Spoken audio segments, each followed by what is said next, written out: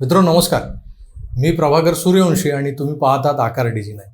आज पुन्हा एक सवाल मला विचारायचा आहे. या सरकारलाच विचारायचा आहे, दुसरं कोणाला विचारणार. आता तुम्ही म्हणाल कालपासून सरकारला धारेवर धरण्याचं सपाटच लावलंय की काय तुम्ही. पण नाईलाज आहे हो, सवाल तर विचारावाच लागणारच आहे. शिंदेसाहेब तुम्ही मुख्यमंत्री आहात या राज्याचे, देवेंद्रजी तुम्ही गृहमंत्री आहात, उपमुख्यमंत्री आहात, तरी तुम्ही ठाकरे आणि राऊतांना घाबरताय की काय. तर हा सवाल अनेकांना आवडणार नाही, पण मी म्हणालो ना, नाईलाज आहे. प्रश्न तर विचारावाच लागणार आहे, विचारावा लागणारच आहे. का आणि कशासाठी हेच पुढच्या काही मिनिटांमध्ये तुमच्यासमोर सादर करतोय. कुठेही जाऊ नका, पाहत राहा आकार DG9.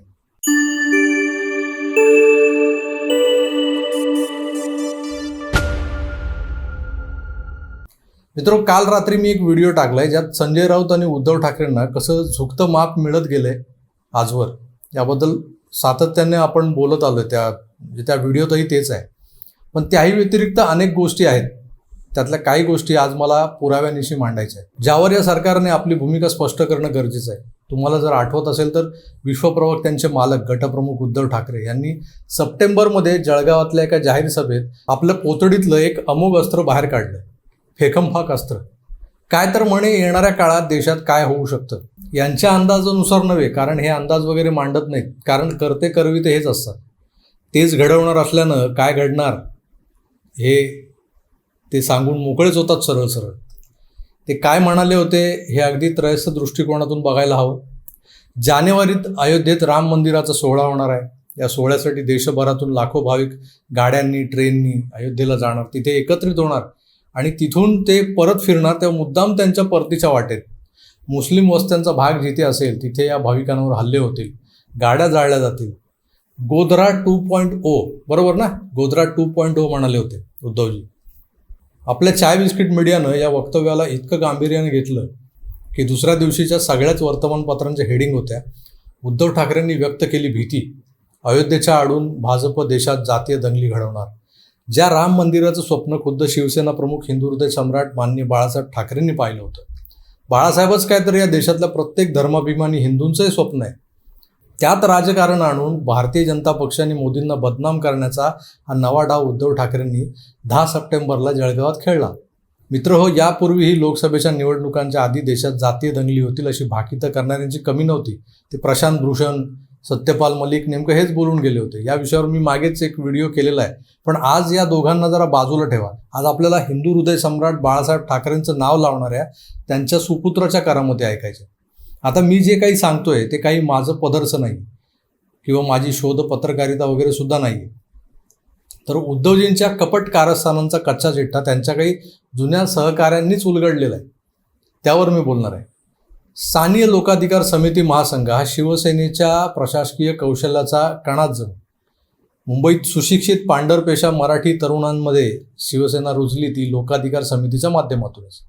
लोकाधिकारचा महिमा मी माझ्या यापूर्वीच्या अनेक व्हिडिओमधून मांडलेला आहे, तेव्हा त्यावर आता जास्त बोलत नाही. या स्थानिक लोकाधिकार समिती महासंघाचे सरचिटणीस आणि ज्येष्ठ शिवसैनिक अरुण बेतकेकर बऱ्याचदा त्यांच्या दैनिक प्रहारमधल्या नियमित सत्रामधून संजय राऊत आणि उद्धव ठाकरेंच्या अनेक कपट कारस्थानांची पोलखोल करत असतात.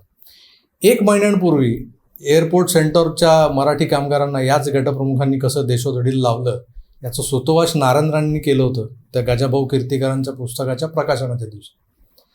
त्यावर काही आतल्या गोटातल्या पडद्यामागच्या घटना मीही मांडल्या होत्या. पण सेंटर ज्या सहारावाल्या सुब्रत राय सहारांनी घेतलं होतं त्या अब्जोपती उद्योगपतीला आपल्या पायाशी लोळण घ्यायला लावण्यासाठी आपल्याच कामगार संघटनेच्या मराठी कामगारांचं उभं आयुष्य उद्ध्वस्त करून त्यांना देशोधडीला लावणाऱ्या पक्षप्रमुखांची विस्तृत कथा ही बेतकेकरांनी त्यांच्या एका लेखात मांडली. त्यावेळेसही उद्धवजींनी सामान्य मराठी शिवसैनिकांचा बळी द्यायचा प्रस्ताव मांडला होता, पण तुम्ही नाकारला असं बेतकेकर लिहितं. काल परवाच एक घटना घडली. पुण्याच्या माजी पोलीस आयुक्त मीरा बोरवणकर यांच्या मॅडम कमिशनर नावाच्या पुस्तकातल्या एका प्रकरणावरून मोठं वादंग निर्माण झालं, तुम्हाला माहीत असेल, अजितदादांच्या. त्या अनुषंगानं आपली बाजू मांडणाऱ्या मीरा बोरवणकर यांनी जी पत्रकार परिषद घेतली त्या परिषदेत एक वेगळाच गौप्यस्फोट केला की पुण्यात सेनेनं पुकारलेल्या बंदच्या वेळी दंगली घडवा असा निरोप उद्धवजींनी मिलिंद नार्वेकरांच्या माध्यमातून नीलमताई गोरे यांना दिला होता. तशा पुराव्याचे फोन कॉल्स टॅप झालेले. म्हणजे जातीय दंगली घडवा असं एखाद्या राजकीय पक्षाचा नेता सांगतोय तसा कॉल सविस्तर रेकॉर्ड झालेला असतो सायंटिफिक पुरावाच असतो. हा एकच प्रसंग नाही आहे. अरुण बेदकेकरांनी आपल्या लेखात काही उदाहरणं दिली आहेत. पहिलं उदाहरण 1992-93 मधल्या धार्मिक घटनाक्रमांचा शिवसेनेनं करून घेतलेला उपयोग पहा. 6 डिसेंबर 1992ला झालेला बाबरी विध्वंस, त्यानंतर डिसेंबर 92 ते जानेवारी 93 हिंदू मुस्लिम दंगल पेटली. 12 मार्च 1993 मुंबईत साखळी बॉम्बस्फोट झाले. फेब्रुवारी 95ला पहिल्यांदाच महाराष्ट्रात शिवसेना भाजपा युतीत सत्तेत आली. दंगलीचा फायदा शिवसेनेला झाला. उद्धवजी तर आजही त्या घटनेचा वारंवार वापर करतात, नाही का? ते जर बाबरी आमच्या शिवसैनिकांनी पाडली असेल वगैरे, आणि दंगलीत मराठी माणसांना वाचवायला शिवसेना रस्त्यावर उतरली. दुसरं उदाहरण 1999 विधानसभा निवडणुकीपूर्वी 97ला एक जातीय दंगल घडली. मला चांगलं आठवतं, विधानसभेचं अधिवेशन सुरू होतं. मी तेव्हा विधानभवनात होतो. तारीख होती 11 जुलै 1997. मुंबईतल्या रमाबाई आंबेडकर नगर घाटकोपर येथे बाबासाहेब आंबेडकरांच्या पुतळ्याची कुठल्या तरी अज्ञात इसमाकडून विटंबना झाली होती. त्या कारणास्तव दंगल घडली. पोलिसांनी त्या जमावावर गोळीबार केला आणि त्या 10 दलितांचा बळी गेला. 26 जण जखमी झाले. त्यावेळी महाराष्ट्रात भाजपा शिवसेना युतीचं सरकार होतं आणि आपले छगन भुजबळ विधान परिषद विरोधी पक्षनेते होते. या दरम्यान अरुण बेदकेकर हे धुळे जिल्हा शिवसेना संपर्क प्रमुख पदावर होते. या दंगलीची चौकशी सुरू होती. दरम्यान राजेंद्र गुप्ता हे धुळे जिल्ह्यातले एक रहिवासी तिथल्या जिल्हा प्रमुख शशांक टांगसाळे यांच्या माध्यमातून बेदकेकरांच्या संपर्कात आले होते. त्यांचं म्हणणं होतं की डॉक्टर बाबासाहेब आंबेडकर यांच्या पुतळ्याची विडंबना करण्यासाठी ती जी जबाबदारी होती ती त्यांना छगन भुजबळ यांनी सोपवली होती, पण त्यांना ते त्यावेळेला करता आलं नाही. पण ही घटना जशाच्या तशा घडली, त्यांनी नकार दिला तरीही घडली. याचा अर्थ ते कृत्य दुसऱ्या कुणीतरी करून मोकळं झालं होतं, म्हणजे दुसऱ्या कोणाला तरी ती सुपारी मिळाली होती. मग बेदकेकर या संदर्भात उद्धवजींना भेटले. उद्धवजींनी मग त्या दोघांना बोलवलं, मुंबईला बोलवून घेतली. पुढे त्यांच्या सूचनेनुसार या दोघांनाही घेऊन सुभाष देसाई यांची बेदकेकरांनी भेट घेतली. मग त्यांनी हे प्रकरण पुढे नेण्याच्या सूचना केल्या. उद्धवजी आणि सुभाष देसाई यांच्या सूचनेनुसार हे प्रकरण ॲफिडेव्हिटद्वारे कोर्टात गेलं. यातलं गांभीर्य पाहताय या गोष्टीला प्रचंड प्रसिद्धी मिळाली. छगन भुजबळ यांना घेरत त्यांचा कायमचा बंदोबस्त करण्याची योजना होती. दलितांना भडकवण्याचा प्रकार होत राहिला. त्यानंतर राजकीय लाभासाठी हे प्रकरण सातत्याने पेटवत ठेवण्याच्या सूचना करण्यात आल्या. दंगल आणि घटनांचा सगळा लाभ उद्धवजी उठवत राहिले. उदाहरण क्रमांक 3, ऑक्टोबर 2000 कुलाबा पोटनिवडणुकीपूर्वीची जातीय दंगल. आता तेव्हाही दंगल झाली होती. काँग्रेसचे एक आमदार होते मर्जवान पात्रावाला. त्यांच्या निधनानं रिकाम्या झालेल्या कुलाबा विधानसभा मतदारसंघात 20 फेब्रुवारी 2000ला पोटनिवडणूक होणार होती. कुलाबा हा काँग्रेसचा बालेकिल्ला पहिल्यापासून. तत्पूर्वी 15 दिवस आधी पवईमध्ये बाबासाहेब आंबेडकरांच्या पुतळ्याची पुन्हा एकदा विटंबना झाली. तिथे एक छोटी दंगल झाली. पुढे त्याची लागण घाटकोपर मधल्या त्या रमाबाई आंबेडकर नगरापर्यंत पोहोचली. मग तिथे शिवसेनेच्या शाखेवर हल्ला झाला. शिवाजी महाराजांचा पुतळा जो शाखेत होता त्याची मोडतोड झाली. म्हणजे खरीखुरी झाली माहीत नाही, आवई उठवली गेली. पुढील काही दिवस मग दलित सवर्णांमध्ये दंगल धुमसत राहील. वाकयुद्ध सुरू झालं. उद्धवजींनी कुलाब्याच्या निवडणुकीत मग हा कळीचा मुद्दा बनवला.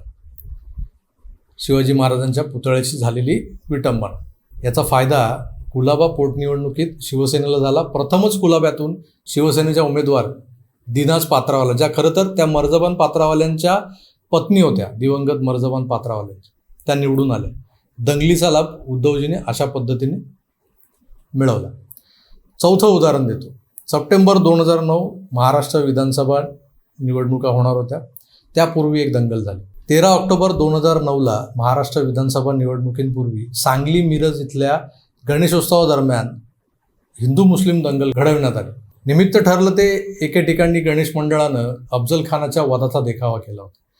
कोल्हापूर जिल्हा हा राष्ट्रवादी काँग्रेस आणि काँग्रेस यांचा बालेकिल्ला. उद्धवजींनी दंगल निवडणुकीच्या केंद्रस्थानी आणली. तो अफजल खानाच्या कोथळा काढण्याचा जो देखावा होता त्याचा बाऊ केला गेला. या दंगलीचा फायदा उचलला गेला आणि शिवसेनेनं पहिल्यांदा या जिल्ह्यातल्या 10 पैकी 6 विधानसभा मतदारसंघात विजय संपादन केला. दंगलीचा लाभ पुन्हा उद्धवजींनी उचलला. आता हे 5 उदाहरण जे आहे ना, ते खरं तर एक गौप्यस्फोटापेक्षा कमी नाही. अगदी गांभीर्यानं शांततेने ऐकावं लागेल. निखिल वागळेंच्या शब्दात सांगायचं तर माणसाचा स्वभाव कसा असतो पहा. ऑक्टोबर 2004 विधानसभा निवडणुकीपूर्वी साधारण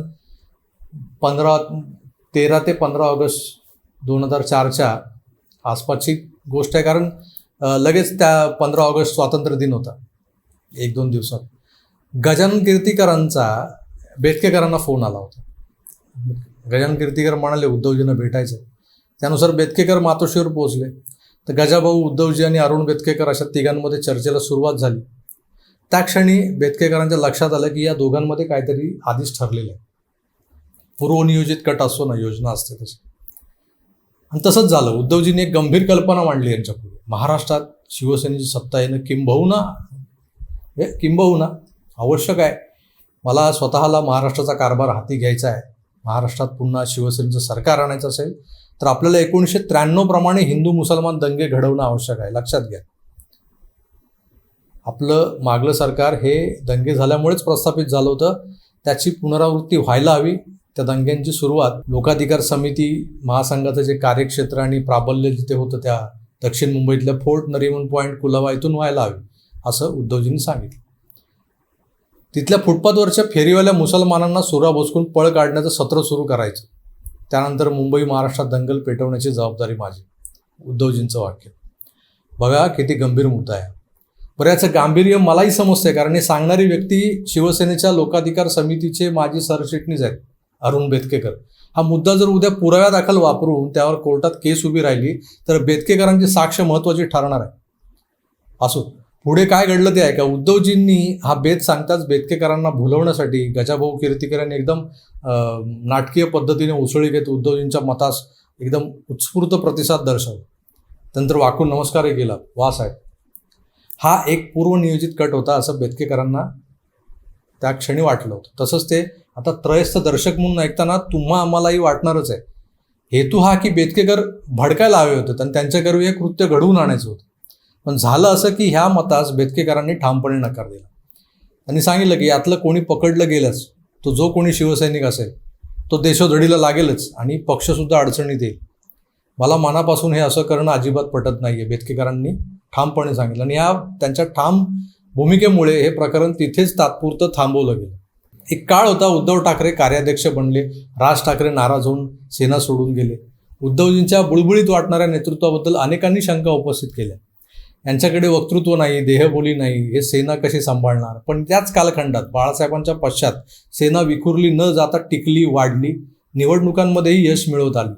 त्याचं श्रेय अनेक राजकीय विश्लेषकांनी उद्धव ठाकरेंच्या शांत संयत पण व्यवस्थापन कौशल्याला दिले. आक्रमक सेनेला शांत संयमी चेहरा सापडला असंही लोक बोलू लागले. पण या भोळ्या बाबड्या चेहऱ्यामागे इतका कपट कारस्थानी चेहरा लपलेला आहे हे अरुण बेतकेकरांच्या दैनिक प्रहारमधल्या लेखानं उघडं पाडलंय. यातल्या अनेक घटनांचे ते स्वतः साक्षीदार आहेत. आता असं म्हटल्यावरती या गोष्टी खोट्या आहेत हे उद्धवजी कसं सिद्ध करणार. शेवटचा किस्सा तर खतरनाकच होता. शिवसैनिकांनी डेअरिंग करायची, सुरा भोसकायचा आणि गर्दीच्या हाती लागल्यावर कुत्र्यासारखा मार तर खायचाच, पण पुढे पोलीस कोठडी, खटले, आयुष्य बर्बाद हे कोणी झेलायचं. कारण उद्धवजींनी कधी शिवसैनिकांसाठी धावून जाणं हा खऱ्या नेत्याचा धर्म निभावलेलाच नाही. तो संभाजीनगरातला सुमंत रुईकर आठवतोय का तुम्हाला. बिचारा पक्षप्रमुखांच्या दीर्घायुष्यासाठी चालत बालाजीला गेला आणि रस्त्यातच हार्ट अटॅकनं गेला. त्याच्या घरच्यांची साधी फोन करून विचारपूसही केली नाही या ठाकरेंनी, कुठल्याच ठाकरेंनी बरं का. ना उद्धव, ना आदित्य, ना रश्मी वहिनी. तेजस तर यांच्यात नसतोच, त्याला जाऊ द्या. एकनाथ शिंदेंनी रुईकरच्या कुटुंबियांना आर्थिक मदत केली. तेव्हा शिंदे अखंड सेनेचे नेते आणि बहुधा मंत्री पण होते त्यांच्या मंत्रिमंडळात. असो मित्रांनो, हा कोळसा जितका उगाळावा तितका तो काळोखीच प्रसवणार. पण हे सरकार जर कोणाच्याही बापाला घाबरत नसेल तर या प्रकरणाचा सखोल तपास व्हायला हवा. देशात दंगली घडवून निष्पाप लोकांचे प्राण घेऊन आपल्या राजकीय महत्त्वाकांक्षा जपणाऱ्यांवर कायद्याचा बडगा उगारला गेलाच पाहिजे, न घाबरता. नितेश राणे म्हणतात तशी यांची नार्को टेस्ट व्हायला हवी. पुण्यातल्या, रमाबाई आंबेडकर नगरातल्या, कुलाब्यातल्या अशा कोण जाणे कुठल्या दंगलींचं उगमस्थान या सुपीक मेंदूतून निघालेलं असायचं. तेवढा मागोवा घेणं आपल्याला कठीण आहे. तरीही तुम्हाला काय वाटतं, अजून कुठल्या दंगली असतील अशा की ज्या या सुपीक मेंदूतून निघाल्या असतील मातोश्रीवरच्या. मला कमेंट्स करून नक्की कळवा. तुर्तास इथेच थांबतो. मुद्दा गंभीर होता ना. पुन्हा भेटूच. तर आपली काळजी घ्या आणि पाहत राहा आकार DG9. धन्यवाद. नमस्कार.